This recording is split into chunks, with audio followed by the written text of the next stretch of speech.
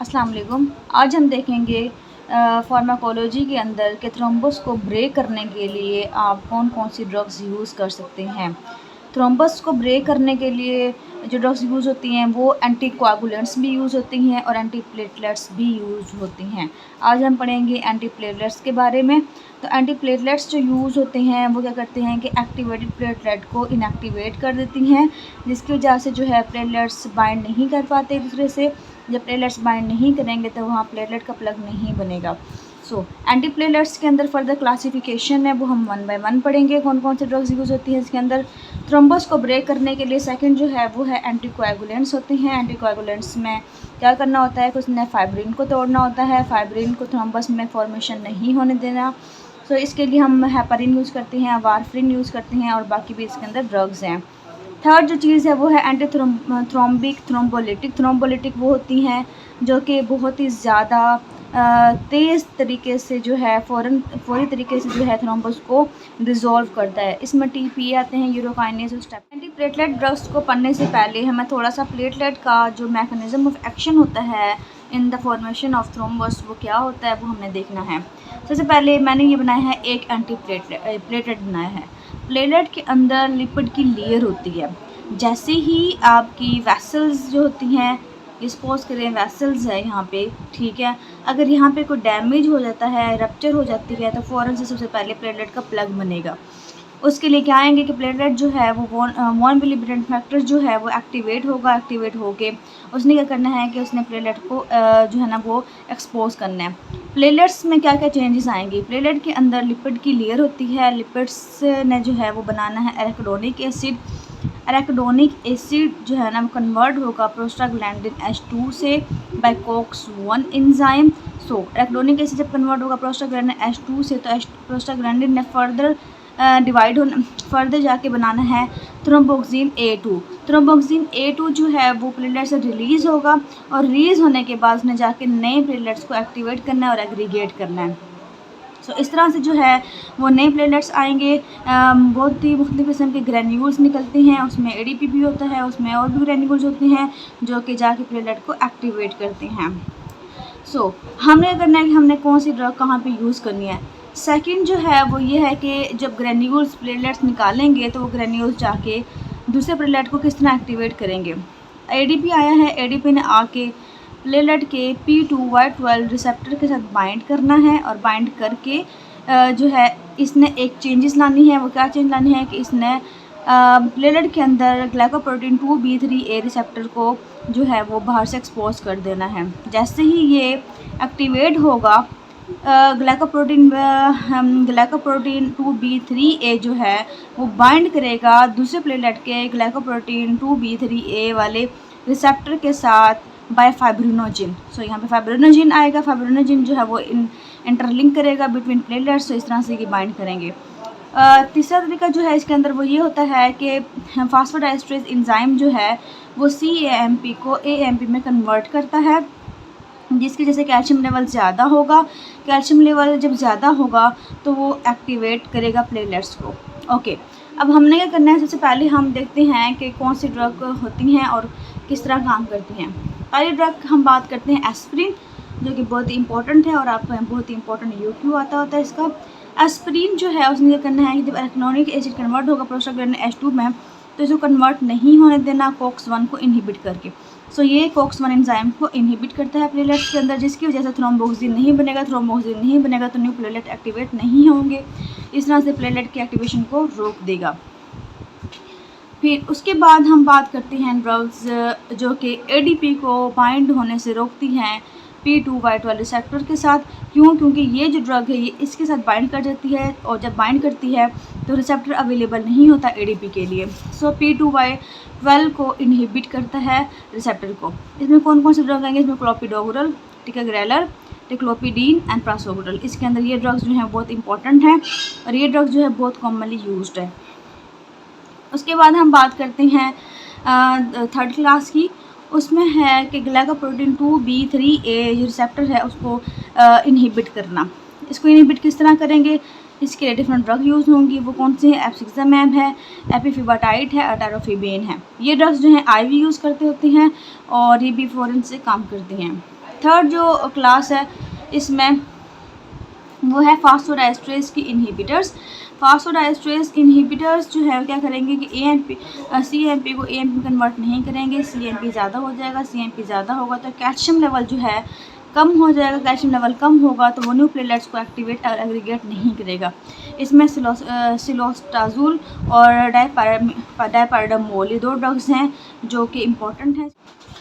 सबसे पहले हम देखते हैं एस्पिरिन किस तरह काम करती है और एस्पिरिन के जो हैं वो क्या यूजेज हैं इसमें एज एंटीप्लेटलेट और क्या साइड इफ़ेक्ट है। एस्पिरिन जो अवेलेबल होती है हमारे इर्द गिर्द वो है डिस्प्रिन की फॉर्म में या एस्कार्ड की फॉर्म में। इसमें मेनली क्या करना होता है, मैंने वही बात बताई आपको कि लिपिड्स जब कन्वर्ट होता है रैक्डोनिक एसिड में और रैक्डोनिक एसिड कन्वर्ट होता है थ्रोम्बोक्सिन A2 में, तो थ्रोम्बोक्सिन A2 को कन्वर्ट करने के लिए जो है साइक्लोहेक्सेनेज एंजाइम यूज़ होता है। तो हमारे जो एस्पिरिन है इसमें COX-1 को इनहिबिट करना है जिससे थ्रोम्बोक्सिन जो है वो नहीं बनेगा। जब COX-1 इनहिबिट हो जाएगा, थ्रोम्बोक्सिन A2 नहीं बनेगा तो प्लेटलेट की एक्टिवेशन नहीं होगी। जब ये नहीं होगी तो प्लेटलेट प्लग नहीं बनेगा। ये बात याद रखनी है कि जो एस्पिरिन है वो ना सिर्फ COX-1 को इनहिबिट करती है बल्कि COX-2 को भी इनहिबिट करती है। जब COX-2 इनहिबिट होगा तो साथ साथ वो प्रोस्टाग्लैंडिन्स को भी इनहिबिट करती है। अब प्रोस्टाग्लैंडिन्स क्योंकि COX-2 जो है वो प्रोस्टाग्लैंडिन्स बनाती हैं जो कि मेनली क्या करते हैं इन्फ्लामेटरी रिएक्शन करती हैं बॉडी के अंदर। इसलिए जब एस्पिरिन लेती हैं तो वो एज एंटीप्लेटलेट होती है लेकिन साथ ही साथ इन्फ्लामेशन को रिड्यूस करती है, इन्फ्लामेशन को रिलीव करती है, तो ये एज अ पेन रिलीवर भी यूज़ होती है। ये आपका जो इम्पोर्टेंट MCQs है बहुत ही। ओके, अब हम देखते हैं कि इसके क्या क्या साइड इफ़ेक्ट आते हैं एस्पिरिन के अगर एक पेशेंट यूज़ कर रहा है। इंडिकेशन तो इसकी हम बाद में पढ़ते हैं। सबसे पहले आप देखें कि अगर सपोज करें कि एस्पिरिन हमने दी है पेशेंट को तो उसने प्रोस्टाग्लैंडिन को इनहिबिट करना है। प्रोस्टाग्लैंडिन E2 को इनहिबिट करेगा तो इसके नेगेटिव इफेक्ट आएंगे। प्रोस्टाग्लैंडिन E2 का मेनली काम क्या है? प्रोस्टाग्लैंडिन E2 ने रीनल की वैसोडाइलेशन करवानी है, बॉडी के अंदर मतलब रेडनेस होगी, फेस के अंदर मेनली वैसोडाइलेशन करवाएगा, एडिमा करवाएगा, फीवर और पेन करवाएगा। लेकिन जब हम एस्पिरिन देंगे तो उसका उल्ट इफेक्ट आएगा कि वैसोडाइलेशन नहीं होगी, रेडनेस भी नहीं होगी, एडिमा रिलीव हो जाएगा, फीवर भी ठीक हो जाएगा और पेन भी ठीक हो जाएगा। इसी तरह से प्रोस्टाग्लैंडिन E2 या प्रोस्टाग्लैंडिन I2 जो कि GI म्यूकोसा को प्रोटेक्ट करते हैं, अगर एस्पिरिन देंगे तो ये इनहिबिट हो जाएगा, ये इनहिबिट हो जाएगा, GI की प्रोटेक्शन नहीं होगी। जब ये नहीं होगी तो इससे क्या होगा कि GI डिस्टर्बेंस स्टार्ट हो जाएगी।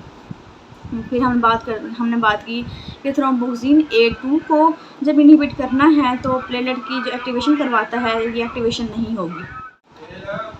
ओके, हम बात करते हैं NSAIDs की जो है non steroidal anti inflammatory drugs. Non steroidal anti inflammatory drugs mainly कौन कौन सी होती हैं? आपने सुना होगा कि ब्रूफिन होती है, आइबुप्रोफिन, नेप्रोक्सिन, इंडोमेथाइसिन, केटोरोलैक और डाइक्लोफेनेक। इन सब का काम जो है वो as a anti inflammatory use होना और साथ ही साथ कोक इनहिबिट करना है।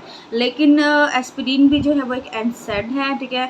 NSAID जो है वो इरिवर्सिबली बाइंड करती है COX-1 एंड COX-2। मीन एक दफ़ा इसने इनहिबिट कर दिया इस एंजाइम को, दोबारा आप इसको रिवर्सिबल नहीं कर सकते। तो प्लेटलेट की जो है वो लाइफ टाइम ही इनएक्टिवेशन हो जाएगी।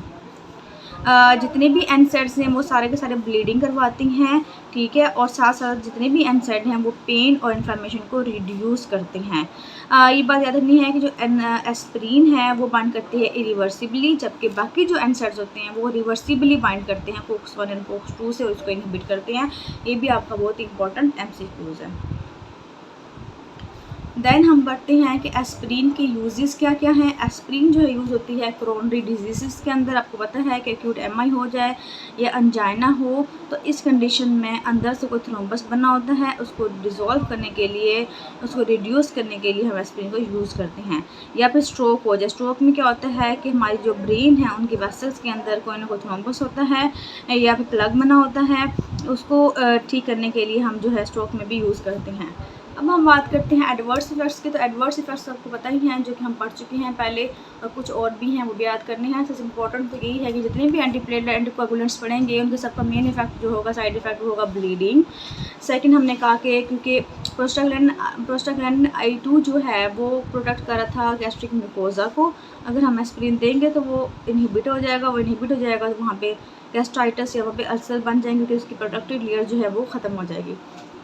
इसके अलावा ये टिनाइटस भी करवाता है, जो कि बहुत रेयर कंडीशन है। वो क्योंकि एस्प्रिन जो है वो मेटाबोलाइट बनाता है सैलिसिलिक एसिड, जो कि कोक्लियर फंक्शन को डिसफंक्शन कर सकता है। जब हम इसको जब हम इसे डिसकंटिन्यू करते हैं ड्रग को, तो ये रिजॉल्व हो जाता है। सब ध्यान रखना है कि इसमें टिनाइटस भी हो सकता है। ये बहुत इंपॉर्टेंट है कि एमसीक्यूज़ भी है आपका। रेस सिंड्रोम जो करवाती है एस्प्रिन, इसमें मेनली क्या होता है, इसमें लीवर फेलियर हो जाता है और इनकेफेलोपैथी हो जाती है।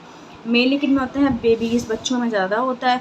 सो हम बच्चों में जो है वो एस्प्रिन को यूज़ ही नहीं करते, एक्सेप्ट एक डिज़ीज़ जो कि है कवासाकी डिज़ीज़। इसके अलावा हम कोशिश करते हैं कि बच्चों को हम ना दें।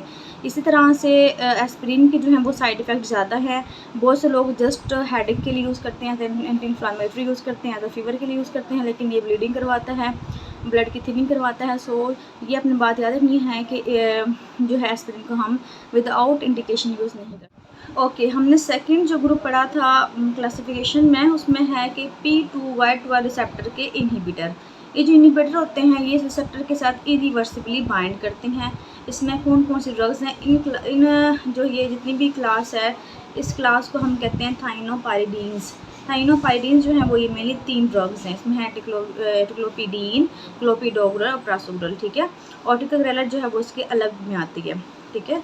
उसके बाद हम बात करते हैं कि इसकी मेनली क्या होता है। हमने देखा था कि प्लेटलेट जो है, एक प्लेटलेट के ऊपर ये रिसेप्टर था जिसे हम कहते थे P2Y12 रिसेप्टर, सपोज करें, तो उसके ऊपर ADP जो कि दूसरे प्लेटलेट से आ रहा था, वो इसको आके बाइंड करके एक्टिवेट कर रहा था। एक्टिवेट करने से जो है हमारा ग्लाइकोप्रोटीन 2B3A रिसेप्टर जो है वो एक्टिवेट हो रहा था, तो वो फर्दर जो है प्लेटलेट के साथ बाइंड कर रहा था। जब इसको हम इनहिबिट कर देंगे तो क्या होगा कि negative effect of ADP on platelets आएगा। अगर हम साइड इफ़ेक्ट देखें थाइनोपाइरिडीन्स की, तो उसमें ब्लीडिंग हो सकती है। सेकंड बहुत इंपॉर्टेंट चीज़ जो कि है TTP, जो कि थ्रोम्बोटिक थ्रोम्बोसाइटोपेनिक परपरा। मेनली TTP जो है वो डेवलप क्यों करती है, इस वजह से क्योंकि ADAMTS13 एंजाइम की डेफिशिएंसी हो जाती है। डेफिशिएंसी क्यों होती है, because of the auto antibodies जो कि प्रोड्यूस होती हैं अगेंस्ट द ADAMTS13 के। ये एंजाइम जो है मेनली इसने क्या करना होता है कि इसने अनवांटेड जो कोआगुलेशन सिस्टम है उसको, मतलब अनवांटेड प्लेटलेट प्लग फॉर्मेशन है उसको इनहिबिट करना होता है बाय वन विलिब्रेंट फैक्टर को प्रोसेस करके। लेकिन अगर इसकी डेफिशिएंसी हो जाएगी तो अनवांटेड से जो है वो थ्रोम्बोसिस भी होगी, साथ साथ हिमोलिसिस भी होगी। सो मैक्रोएंजियोपैथिक हिमोलिटिक एनीमिया भी होगा, न्यूरोलॉजिकल एबनॉर्मलिटीज़ भी होंगी इसके अंदर, थ्रोम्बोसाइटोपेनिक परपरा भी होंगी इसके अंदर, छोटी छोटी वेसल्स के अंदर थ्रोम्बाई बन जाएंगे, फीवर होगा इसके अंदर, और एक कई किडनी डिजीज़ इसके अंदर हो सकती हैं, बिकॉज ब्रीक वेसल्स के अंदर थ्रोम्बाई बनेंगे तो वहाँ पे स्कीमें जो है वो स्टार्ट हो जाएगा। ये बहुत इंपॉर्टेंट है, और जब भी पेशेंट को आपने देना है तो ये नोटिस करना है। ये होता रेयर है, लेकिन ये है कि किसी पेशेंट को डेवलप कर सकते हैं। ओके, इसके अंदर जो है टिकाग्रेलर भी एक ड्रग थी जो कि हाइडिका के नाम से आती हैं। ये भी P2Y12 रिसेप्टर को इनहिबिट करती है, लेकिन ये बाइंड करती है रिवर्सिबल एंटागोनिस्ट। बाकी जो थे वो इरिवर्सिबल थे और वो थाइनोपाइरिडीन्स थे, तो ये थाइनोपाइरिडीन नहीं है। दूसरा ये रिवर्सिबल एंटागोनाइज करती है P2Y12 रिसेप्टर्स को। साइड इफ़ेक्ट जो है इसका वो है डिस्निया। ओके, नेक्स्ट क्लास है हमारी फास्फोडाइस्ट्रेस के इनहिबिटर्स। फास्फोडाइस्ट्रेस के इनहिबिटर्स जो हैं वो डायपैराडामोल और सिलोस्टाजोल है इसके अंदर। ये यूज़ बहुत कम होती है। डायपैराडामोल, सिलोस्टाजोल को हम फिर भी यूज़ करते हैं किसके अंदर, जो पेरिफेरल, अगर किसी पेशेंट की पेरिफेरल आर्टेरियल डिजीज़ हो गई है, मेन पेरिफेरल आर्टेरियल के अंदर थ्रोम्बस की फॉर्मेशन हो गई है, तो इन पेशेंट में हम यूज़ कर सकते हैं। मैंने पहले बताया आपको कि इसने सिलोस्टाजोल ने क्या करना है कि फास्फोडाइस्ट्रेस को इनहिबिट करना है।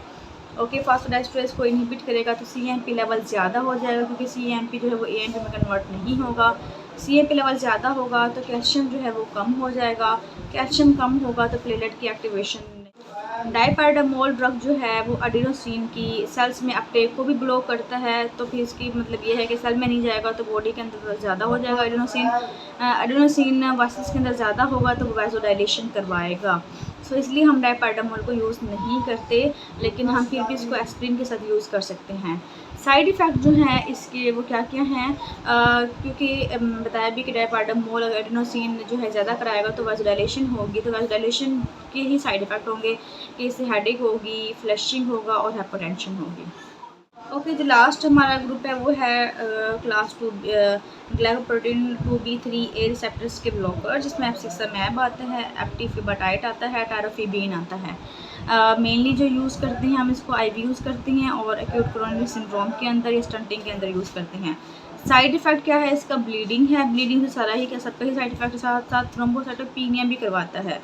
सो हमने प्लेटलेट्स को मॉनिटर करना है ताकि थ्रोम्बोसाइटोपेनिया तो नहीं हो रहा है इसके अंदर।